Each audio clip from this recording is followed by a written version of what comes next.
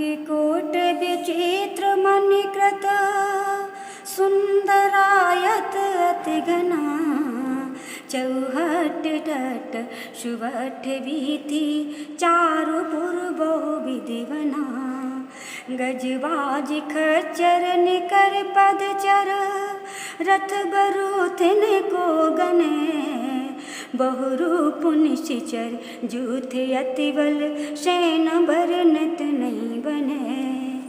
सोने के परकोटा रंग बिरंगी मड़ियों से जड़ा हुआ है। अति सुंदर घर हैं, चौराहे, बाजार, अच्छी सड़कें और गलियों से सुशोभित नगर बहुत उत्तम रीत से बसा हुआ है। हाथी, घोड़े, खच्चरों के झुंड तथा पैदल और रथों को कौन गिन सकता है। बहुत प्रकार के रूप वाले महाबली राक्षसों की सेना का वर्णन नहीं हो सकता।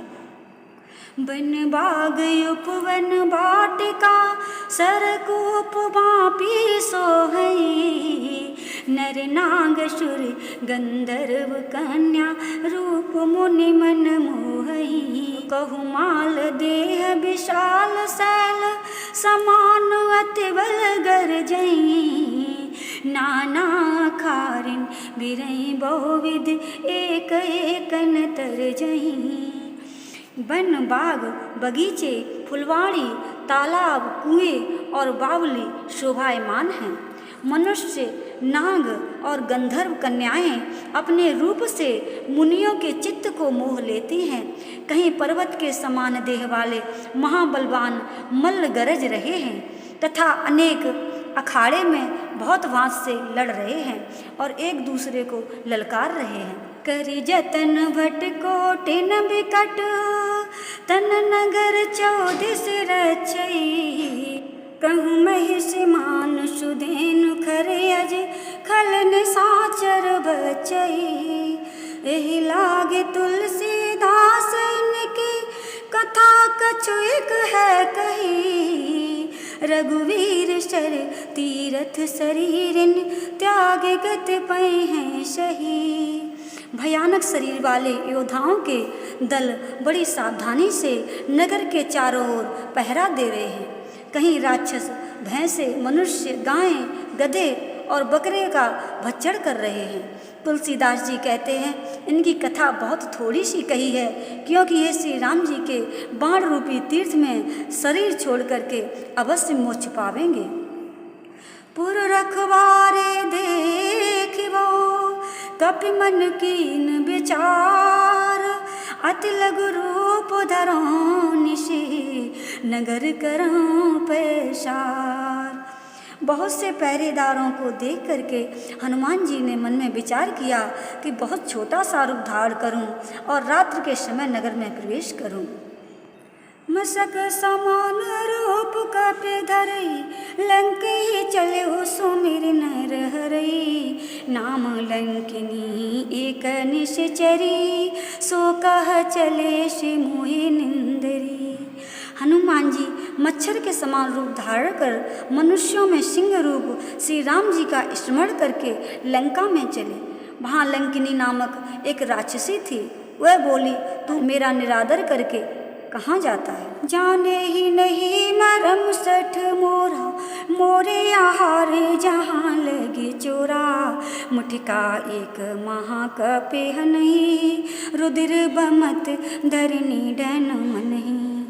रे सठ तू मेरा भेद नहीं जानता कि सब चोर ही मेरे आहार हैं।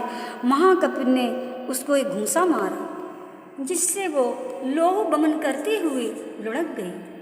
पुन संबारे उठी सोलंका जोरे पान कर विनय शशंका जब रावण ब्रह्म बर दीना चलत बिरंची कहा मोहि चीना। फिर संभल करके लंकिनी उठी और हाथ जोड़ करके शंका सहित प्रार्थना करने लगी। रावण को जब ब्रह्मा जी ने वरदान दिया था तब चलते समय उन्होंने मुझे ये लक्षण बतलाया था कि विकल होश तय कपि के मारे तब जान सुने शर संघारे सिंगारे, तात मोर आते पुण्य बहुता, देखे नैन राम करे दूता। जब तू बंदर की मार से विकल हो जाए तो जान लेना कि अब राक्षसों का संहार हुआ। हे तात, मेरे पुण्य भाग्य हैं जो मैं नेत्रों से श्री राम जी के दूत को देख पा रही हूँ। तात स्वर्ग अपवर्ग सुख, धरिय तुलायक अंग, तुल न ताहि सकल मिले, जो सुख लव शत संग। हे तात, स्वर्ग और मोक्ष का सुख तराजू के एक पलड़े में रखा जाए और जो पल भर के सत्संग का सुख है वह दूसरे पलड़े में रखा जाए तो सब मिलकर के भी सत्संग की बराबरी नहीं कर सकते।